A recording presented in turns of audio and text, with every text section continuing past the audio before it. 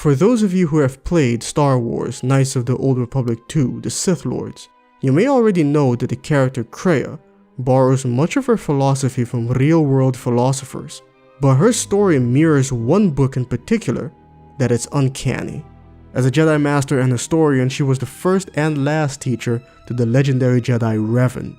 The Jedi she trained followed Revan to war against the Mandalorians and turned to the dark side. In response, the Jedi Council excommunicated her. As the Sith Lord Darth Kreia, she trained two apprentices, Darth Nihilus and Darth Sion. Eventually, as all Sith do, Nihilus and Sion conspired against her, stripped her of the Force, and exiled her. Once again, Kreia had been betrayed. Now living without the Force, Kreia was stripped of her powers, her senses diminished, and disconnected from everything touched by the Force, which is everyone. She was all alone. It is standing atop the summit of a great mountain, the winds tearing about you, then finding yourself buried alive, trapped, helpless, and alone. In his book, Thus Spoke Zarathustra, a book for all and none, German philosopher Friedrich Nietzsche told the tale of Zarathustra, a man who retired himself from society and spent 10 years living in a cave in the mountains. For both Kreia and Zarathustra, this solitude allowed them to learn things, wisdom that would have otherwise been impossible to learn without that unique experience. Both of them returned to the world of mankind with a goal that, if successful, will change that world forever. But due to them living in different realities, their goals are different, yet similar. Zarathustra lives in a world where, quote, God is dead. Nietzsche noticed that with the advancements in science, belief in God had waned. Thus, association with the Catholic Church, its values and morals that gave people direction and purpose in life, had also diminished. Without such things, nihilism became a very real threat. In order to save them from this fate, Zarathustra preaches the ideals of the Ubermensch, commonly translated to the overman or the superior man. This would be an individual with characteristics that all mankind can aspire to.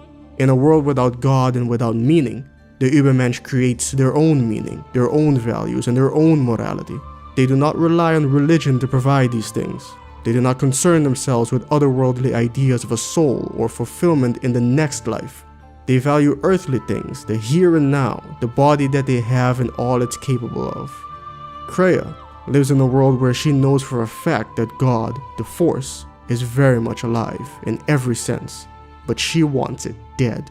Because I hate the Force. I hate that it seems to have a will, that it would control us to achieve some measure of balance when countless lives are lost. Kreia doesn't see the Force as malevolent, but she does see it as detrimental. It surrounds, binds, and penetrates all living things, whether they want it or not. The Force influences everything, either directly or indirectly. To claim to know anything of Revan's choices, or what lay in his heart when Malak fell, is conceit, servant of Atris. And whether Revan had any choice in the matter at all is something else you should consider. The Force is a powerful thing to wield, or deny. But to say that seems an untruth based on what I know of the Jedi. The Force can drive others, but there is still choice, is there not? Ah, but at what point does the power the Force exerts submerge any attempt at choice or free will? Due to this revelation, Kreia felt betrayed for the third time. The Force itself betrays its own users, the Jedi and the Sith being its greatest slaves. The results have amounted to constant wars between light and dark. In order to save mankind from this fate, Kreia embarks on a journey to free the galaxy from the Force's machinations. In order to do that, Kreia will need to find her Ubermensch.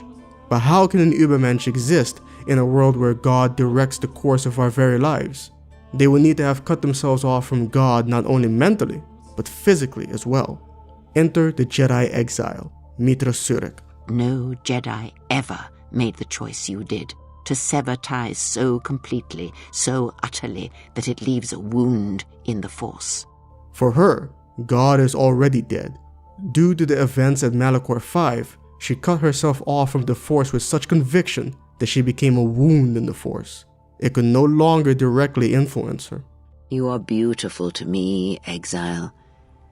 a dead spot in the Force, an emptiness in which its will might be denied. An Ubermensch would disavow the values and morality of religion, in this case, the Jedi, but also the Sith.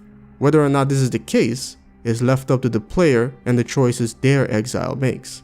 This is what Kreia's teachings are ultimately leading you to. Create your own values and sense of morality. Don't concern yourself with labels such as light and dark side. Think for yourself, and you inch ever so closer to being an Ubermensch. Trust in your training. Trust in yourself. When Zarathustra traveled into town and began preaching, he was viewed with contempt. The people hated him, ridiculed, and laughed at him. His words, blasphemous, detested by the quote-unquote good and just, and by the believers of the one true faith. He was later told that the only reason he was allowed to leave with his life was because no one took him seriously. Zarathustra decided to give up on trying to convince the masses, and instead decided that he would find like-minded individuals. Instead of shepherding the herd, he would lure people away from it. He finds a number of men, and they travel back with him to his cave in the mountains. They all have potential, and come close to achieving the vision Zarathustra has of an Ubermensch, but they never quite reach it. To believe in an ideal is to be willing to betray it. It is something no Sith or Jedi has ever truly learned. Kreia preached her ideas, primarily through asking difficult questions, questions that brought traditional Jedi ideology under scrutiny. All of her students defied the Jedi Council, went to fight in the Mandalorian Wars, and fell to the dark side. She was preaching her ideas to the masses. The good, the just, and the followers of the one true way of the Force condemned her. Is this your new master, Exile? If so, then you follow Revan's path. Her teachings will cause you to fall as surely as he did. As the Sith Lord, Darth Creia, she brought with her the same ideas, the same kind of questions and teachings antithetical to the Sith ideology. But she only took on 2 apprentices, Force users that the Force could not directly influence. The Force wounds known as Darth Nihilus and Darth Sion. Much better candidates to achieve Ubermensch status, but again, they failed to attain it. Being the opposite extreme of the Jedi, the Sith reaction to this failure was much more volatile. Kreia tried to lead people away from the herd, and she was hated for it. No longer do your whispers crawl within my skull. No longer do I suffer beneath teachings that weaken us. Afterwards, Kreia determined that the Force perpetuates destructive conflicts in the galaxy and must be neutralized. She would need the Jedi exile to accomplish this, but also to answer another question. Kreia faced the same problem as Nietzsche. She knew that she could remove the Force, but should she? What if without the Force, people fall into nihilism like her apprentices did? She needed to know that people can rise above and become examples for others to follow. I do not want to train you to be a Jedi Knight. I want you to learn to be human. The Jedi exile is, like most people, neither Jedi or Sith. If she, a Force user, could embody the traits of the Ubermensch, Kreia would have her proof. Dark or light side alignment is irrelevant in determining this. It's what you do that defines you. So based on your choices, your progression is evaluated in the Jedi Council chamber. You have failed me, completely and utterly. She has brought truth, and you condemn it. The arrogance. You will not harm her. You will not harm her ever again. The apex of Zarathustra's teachings is the doctrine of the eternal recurrence, which states that events will forever repeat themselves again and again. Only the Ubermensch has the strength to fully embrace and accept this.